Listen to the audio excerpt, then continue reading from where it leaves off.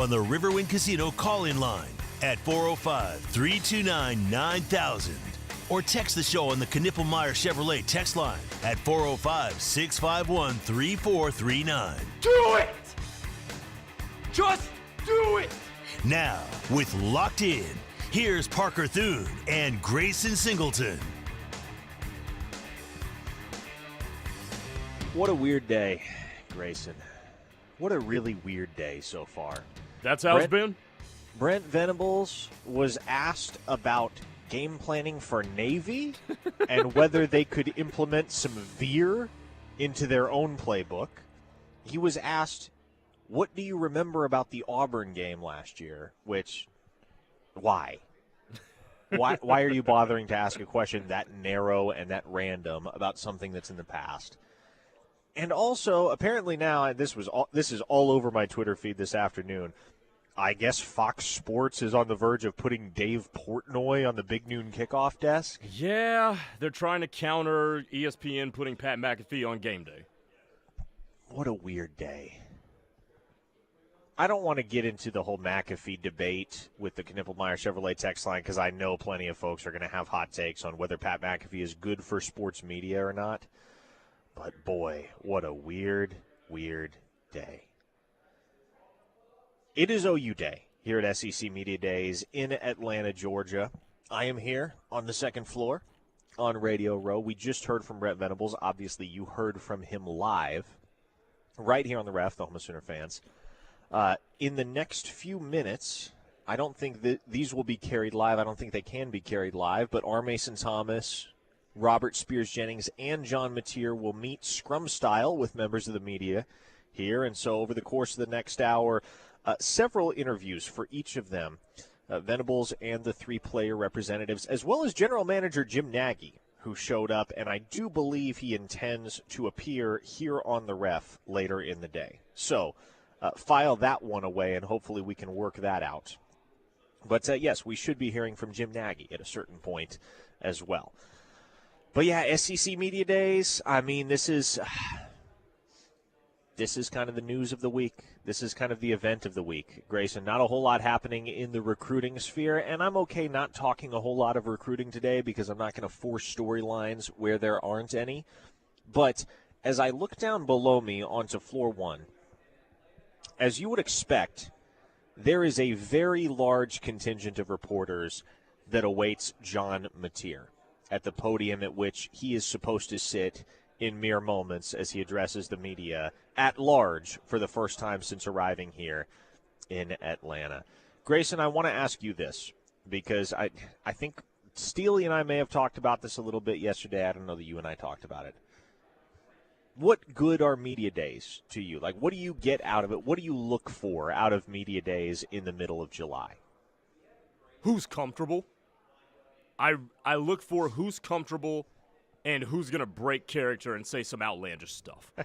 Because outside of that, everything that you're getting, and I think you saw this with Jackson Arnold, even though I think it was somewhat genuine, you get a ton of scripted and a ton of I've been media trained during these. Now, it is cool to see what the coaches' opening statements, even though Brent Venables and Brian Kelly went so damn long with their opening statements. But I do think it is interesting to see the assessments of the team as we've now concluded the winter portal cycle, the spring portal cycle, and, spring and summer ball.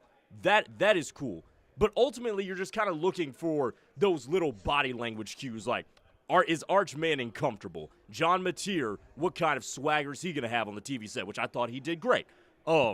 So those little things that obviously you're looking for somebody who's going to say something crazy, like what Thomas Castellanos has been saying all off season. Obviously that didn't happen. But media days, they're cool, but they're not the be-all, end-all for me. I'm not going to lie. Yet nobody has said anything crazy thus far. No. Amongst the Oklahoma group or otherwise. There have been no holy smokes storylines coming out of SEC Media Days. He said what storyline? That has not appeared yet. Maybe it happens tomorrow on Getaway Day. I don't even remember who's supposed to go tomorrow. It's Missouri, Texas A&M, Kentucky, somebody else. Vanderbilt? I thought Yeah, Vanderbilt, yes. Okay, there you go. So those are the getaway day teams. But, yeah, I won't be around. I'm coming home. I'll be in the Knippelmeyer Chevrolet – I'm sorry, the Buffalo Wild Wings studios interacting with the Knippelmeyer Chevrolet text line tomorrow here on the Ref. But, yeah, last day in Atlanta. And, again, if you missed it, Brent Venables' opening statement was the longest of the week and will likely remain so. 17 minutes from the OU head ball coach, which Brian Kelly, when he got on the podium Monday, went 12 minutes.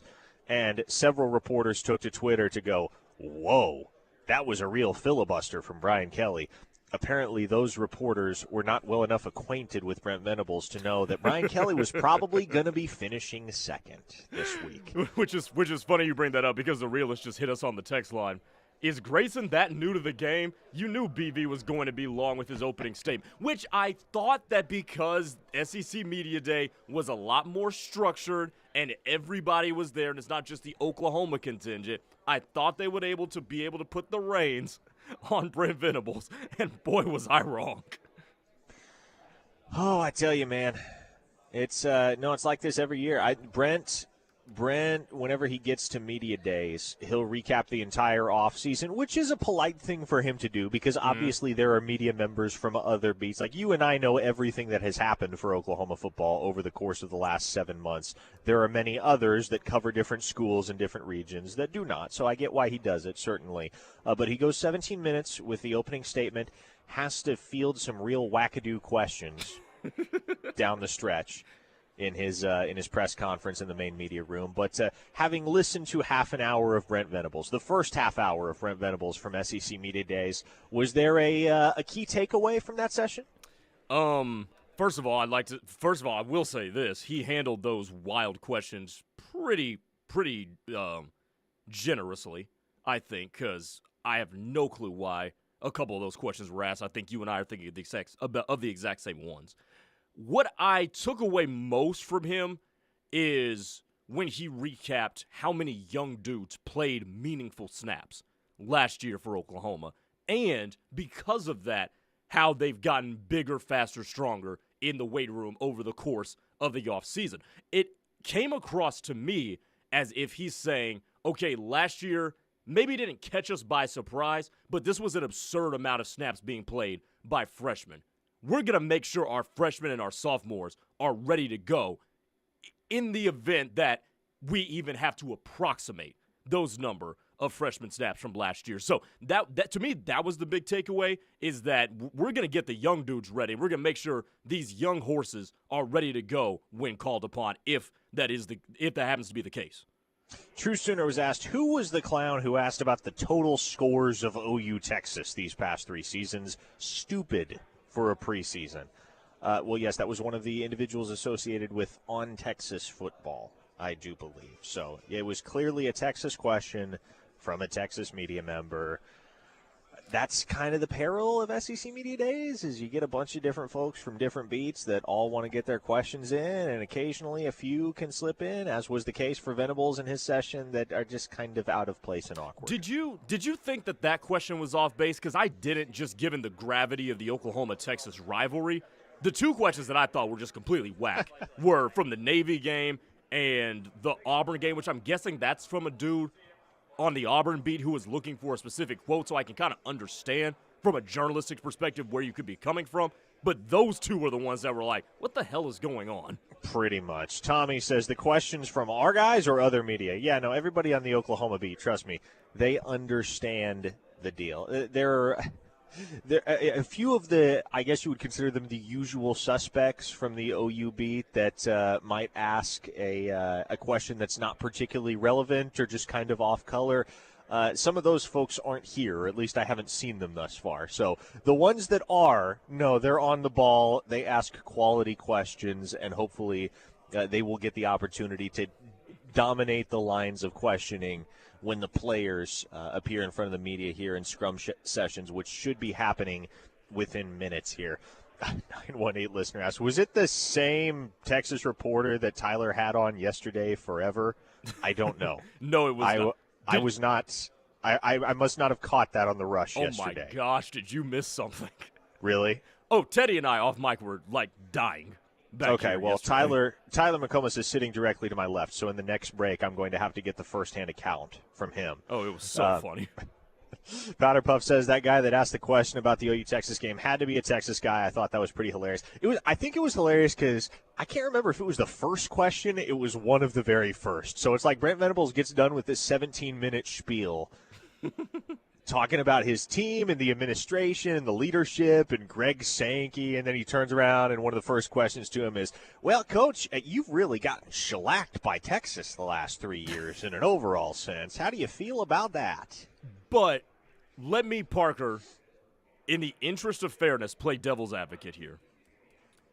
Is that not the one question that every single Sooner fan has that they want Brent to answer for? Is getting mollywopped by Texas in 2 of his first 3 years as the coach? It's not like we don't talk about this on our station either, with all of them on the text line. But, candidly, the answer to your question, I think, is no. That's not really a question I don't think that OU fans expect BV to have to answer for, because most everyone understands why OU got mollywopped by Texas in 2022 and 2024 was because, A, in the first case, Dylan Gabriel was hurt, and there was apparently nobody else on OU's roster that was capable of throwing a forward pass, at least not accurately, and everybody was hurt last year.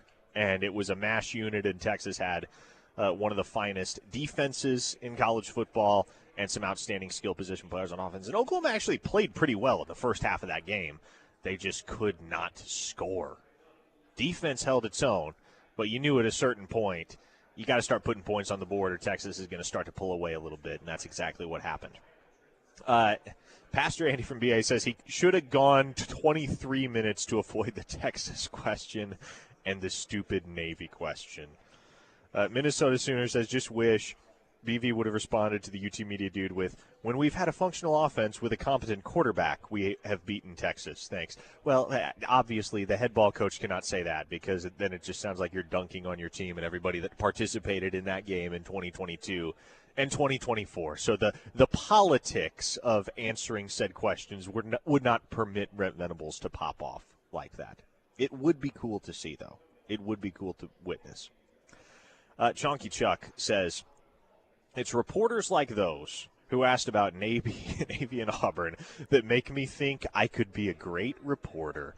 Well, you ever want to give it a shot, Chonky Chuck, you just give me a holler. How about that? We'll find a way to get things started for you. By the way, John Mateer, R. Mason Thomas, and Robert Spears Jennings have now migrated over to their respective podiums. Podii? Podiums, I think, is the plural. I prefer podii. They have navigated over to their respective podii for their sessions here at SEC Media Days. So obviously we won't be able to carry those live, but we'll keep you up to date if anything notable comes out of those. Elsewhere on the Knippelmeyer Chevrolet text line, 405-651-3439, Wally in Bixby says, do the OU media prefer Muleshoe's cloak and dagger secrecy and abruptness or BV's oversharing? I mean, I'll tell you this much. You know, we all have laughs at times about how long-winded Brent Venables can be. As a reporter, I absolutely love it. Absolutely love it. I would much rather have a guy that is too long-winded than a guy that reveals absolutely nothing and betrays absolutely nothing. And that would, you couldn't squeeze a desired answer out of Lincoln Riley at times. Brent Venables will talk about stuff that you didn't even ask him to talk about, didn't even come close to asking him to talk about. And from a reporter's standpoint, that's great because it gives you more to write, it gives you more to talk about, it gives you more to break down. And so, yes, I would much rather have what you would term an oversharer than somebody like Lincoln Riley who actually has no desire whatsoever to even be there in the first place. Brent Venables, man, I think, I don't want to put words in his mouth, but it feels like when we interact with him in these settings, he enjoys being in our presence, which is nice. As somebody who was there, and I was just watching this on TV back in the Buffalo Wild Wings studio, did he seem a little bit jittery to you? He always seems a little bit jittery at this event. I think he gets hyped up. You know, he's just a very naturally energetic person as it is, and I think his exuberance really is out in full display at an event like this one. So, yes. Fair enough. I want to dive in over the course of the rest of the show into a few storylines that have emerged already from SEC Media Days. And Sam in Edmond brought one up on the Knippelmeyer Chevrolet text line. Parker, you and I are probably the biggest Caden Helms supporters in Oklahoma, other than his mama. Very encouraged by BV's statement on him today. Helms' breakout season loading. And, yes, several of us reporters got to participate in a private Q&A with Coach Venables earlier this afternoon. No video permitted in that session, but we got the chance to talk to him for about 20 minutes. And over the course of that session, I did ask him about the tight end room and his feelings on it. And he talked up Jaron Kanik, talked up a few other guys. But the guy that he kind of led the whole discussion with was Caden Helms, which tracks with what I have said several times over the course of the summer, Grayson, which is that the word coming out of the spring was Caden Helms is the most well-rounded tight end that Oklahoma has right now. He's the guy that does the role, that can perform the role in a comprehensive sense the most reliably. So, is he the most athletic? No, that distinction goes to Jaron Kanik. Is he the most experienced? No, that distinction probably goes to Carson Kent. But in an all-around sense, if you're just looking for a guy that can do any and all of the tasks that are asked of him as a tight end in Oklahoma's scheme, Helms looks like a guy that, he may not stay atop the depth chart. He may not stay perched there. There's going to be a lot of healthy competition amongst those guys. But if you ask me to pick who tight end one is going into the 2025 season right now, I would actually lean in his direction, which is exciting. That is exciting. And it is exciting that that there is a well-rounded tight end in there. I mean, that is the most exciting part. But it is shaping up to me, Parker. You've got that defensive end opposite of R. Mason Thomas. You've got corner. You've got center and maybe right tackle. But I think tight end might be that might be the most intriguing fall camp battle that we have, considering that, I will say it again, we don't really know much about it. And it will be a battle, to say the least, between 5, maybe 6 legit competitors for that starting role, because Brent had some nice things to say about Trinae Washington as well. I've kind of taken it for granted that he's going to redshirt, but who knows, especially with the recent news that he's up to 248 pounds, man. 248, up 15 look out. From the spring.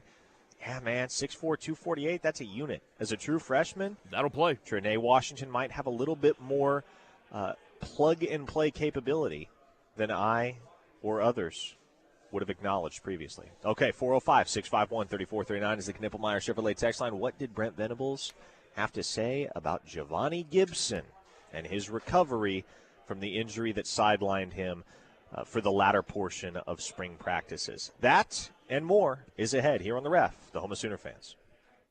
Bleed Crimson? Love great Sooner talk? Join the Ref Army by downloading our free app. Toby and TJ, Plank and Josh, Steelman and Thune, and Teddy and Tyler. We have the Sooner experts. The Ref is home to Sooner fans worldwide. Don't miss out on OKC's hottest entertainment at the Showplace Theater with acts like Air Supply, July 25th. Tracy Lawrence, August 1st. Time marches on. Sammy Kershaw, August 15th. No angel. And Brett Michaels, September 27th. Every rose has its Riverwind is OKC's favorite casino experience. Hi, this is Lisa Talley, broker and owner of Aria Real Estate Group. Aria Real Estate Group is Norman's premier full-service commercial and residential real estate brokerage and leasing and management firm. With our team of real estate agents, specialized property managers, and in-house maintenance team, Aria is here for you in every capacity. Whether you're a seller, a buyer, an investor, or a renter, we can help. Please explore our website at ariagroupok.com. Aria Real Estate Group, the gold standard of real estate. Dreaming of an escape? What about a relaxing escape to your very own backyard? Signature Custom Pools can turn your dreams into reality. Signature Custom Pools creates distinctive designs to fit your perfect getaway. Call Signature Custom Pools for your free design consultation at 405-898-9098 or visit them online at signaturecustompools.com and turn your backyard into your dream escape. Hi, folks. This is Larry Knippelmeyer here at Knippelmeyer Chevrolet in Blanchard, USA. Conveniently located just 15 minutes south of Oklahoma City and 10 minutes west of Norman. With all the talk of inflation, market crashes, and tariffs, it's no wonder we're all afraid to make that new vehicle purchase. Now, with that being said, there will probably never be a better time to purchase your new Chevrolet at Knippelmeyer Chevrolet. No price increase or tariffs on our huge selection of in-stock vehicles. Pickups, SUVs, cars, and even Corvettes, all marked down and ready to sell. Interest rates are good, used vehicle trade-ins are high, and rebates and incentives are back on most new Chevrolets. So hop in that old vehicle and come see us at Knippelmeyer Chevrolet in Blanchard, where nobody beats our deal. Or give us a call at 405-485-3333 or catch us on the web at knippelmeyer.com. Chevrolet, together let's drive. A happy place comes in many colors. One that leaves you feeling refreshed. Something that gets you all fired up. Or gives you the space to chill. Whatever your color, bring happiness home with CertaPro Painters and make your happy place your home. CertaPro Painters, that's painting happy. Get started today at CertaPro.com. Each CertaPro Painters business is independently owned and operated. Contractor license and registration information is available at CertaPro.com. Whether it's yesterday, today, or tomorrow, no one covers the Sooners like we do.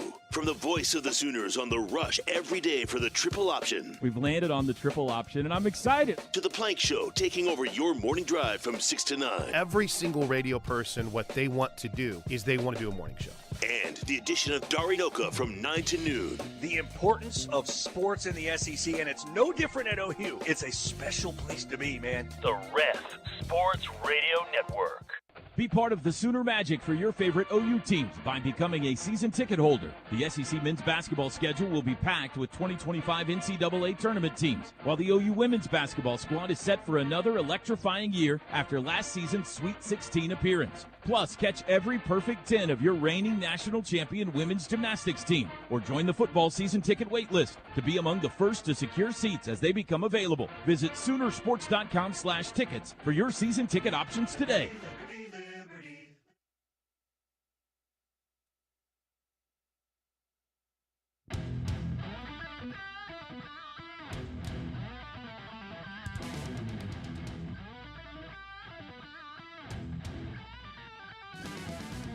One more segment of Locked In here on the Ref, the home of Sooner fans. Parker Thune alongside Grayson Singleton.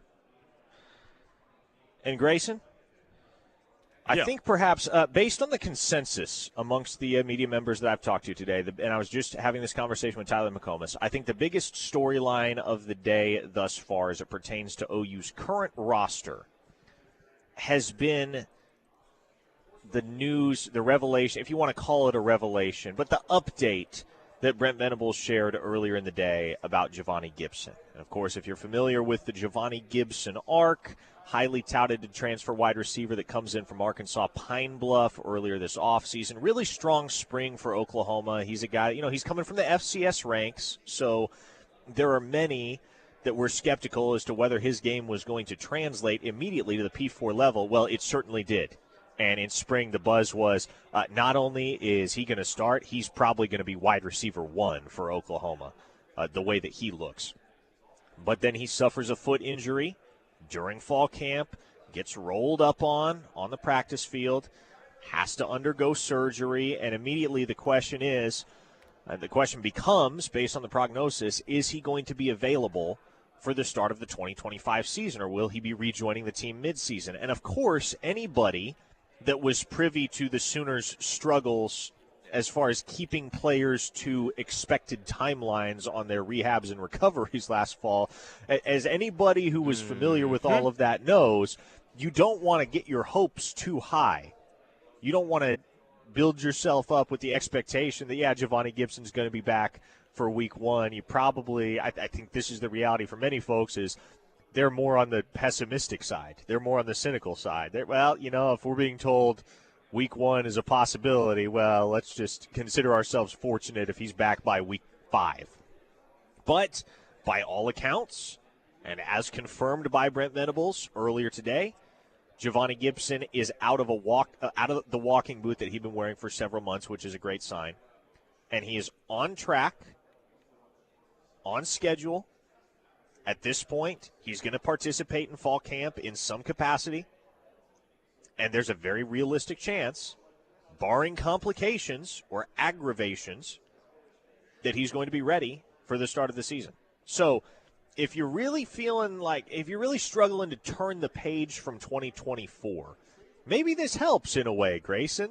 The knowledge that in 2024 there were so many guys whose injuries seemed to linger and linger and linger, and then the first really significant injury for your program in calendar year 2025, the guy that suffers said injury is actually ahead of schedule. Per some reports, Brent Venables would say on schedule, but either on schedule or ahead of schedule when it comes to his recovery. And here's how I look at this, Parker, because there's a distinct difference between this year with Giovanni Gibson and last year, let's call it, with Nick Anderson, Andrew Anthony, and I don't remember what happened with Jaleel Farouk, but cool. Broke a foot in week one. Okay, so a broken foot. So that's a little bit different. But with Giovanni Gibson, he broke a bone. He broke his fibula. Whereas last year, you were dealing with muscle and soft tissue things. And muscle and soft tissue ailments are usually the ones that have the most unpredictable timelines. Now, a broken leg is not a cut and dry thing. Look at what happened with Paul George, years back. But I feel more confident that if somebody says, yeah, their leg is getting stronger and we're not having to go through the weeds of an ACL and a blown out knee like what Andrew Anthony had, or whatever was going on with Nick Anderson's quad last year, with those mysterious kind of things that all progress at different timetables, I feel better about where OU stands right now with the receiver core. Because last year, let's just face it, you had those two, and then you had Deion Burks who got his head taken off in Missouri. So if you keep it to something like this, I think that's why you should feel a lot more confident right now. That's the way I'm choosing to look at it. Chris from Knoxville says, Giovanni Gibson's update is giving me more hope. Please make it stop. I understand, folks. I understand if you don't want to be optimistic about this team. It's perfectly understandable. But if you want another reason to be optimistic, 832 Mike says tight end is absolutely the most intriguing because we have not had one for 3+ years. Yeah, Braden Willis was the last time you got any production from the tight end in 2022. But I'll tell you, man, internally, and Brent Venables intoned this as well when we talked to him earlier, it feels like the folks in the Switzer Center feel much better about the tight end situation than the rest of the country. Their fan base, the media, both on the local and national level, it doesn't feel like there's a ton of concern about the composition of that tight end room when you talk to folks in the building. Now, that's not to say it's the correct take, because I've lived this, Grayson. You get the word from people that are closest to the situation, and there's a tendency, I think, when you have such an up close and personal look at everything that goes on, it can result in one of two things.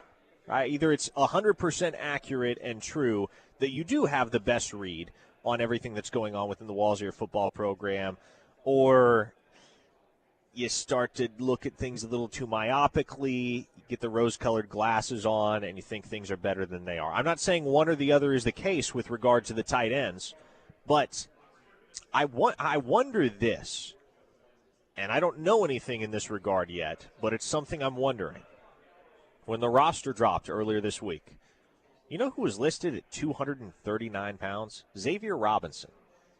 Xavier Robinson, keep in mind, played his senior season at Carl Albert High School at close to 250, dropped almost 30 pounds for his freshman year at Oklahoma, and then evidently has bulked back up, added 15, almost 20 pounds on top of that. And so are the Sooners perhaps preparing Xavier Robinson physically for some snaps in an H-back type of role, which has not really been convention for the Sooners in the Venables era, an H-back type of player. You haven't seen that featured in the offense really since the departure of Jeremiah Hall in 2021.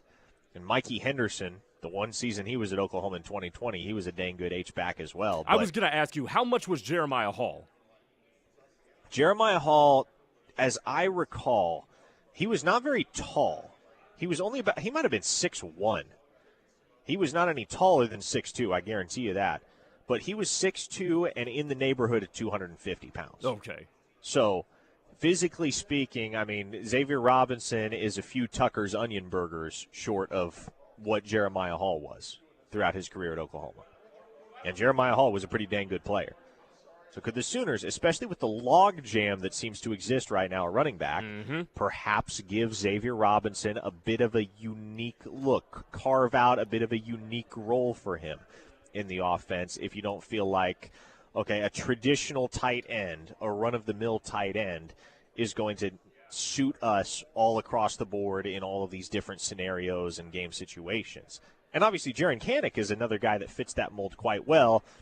I think the big point of apprehension with Jaron Kanak is he going to be cognitively ready to play offense? Is he going to know what he's doing enough to be able to confidently step in week one and execute that role with aplomb, as opposed to a guy like Xavier Robinson who, playing offense is all he's ever done. Jaron Kanak hasn't played offense since his senior year of high school. Xavier Robinson has majored in it for a long, long time. And one note on Xavier Robinson that I was thinking, too, is that, well, maybe they're trying to move him to H-back so they can get him more snaps and, maybe hold on to him after the season because of the logjam at running back, except Javonte Barnes and Jay Knott could both be on their ways out. So, well, they are. Yes, I mean, they're both graduated. There you go. So they're both on their ways out. So you don't have that sort of a timetable for Xavier Robinson, which means in 2026 you could see X back as your running back one. You could.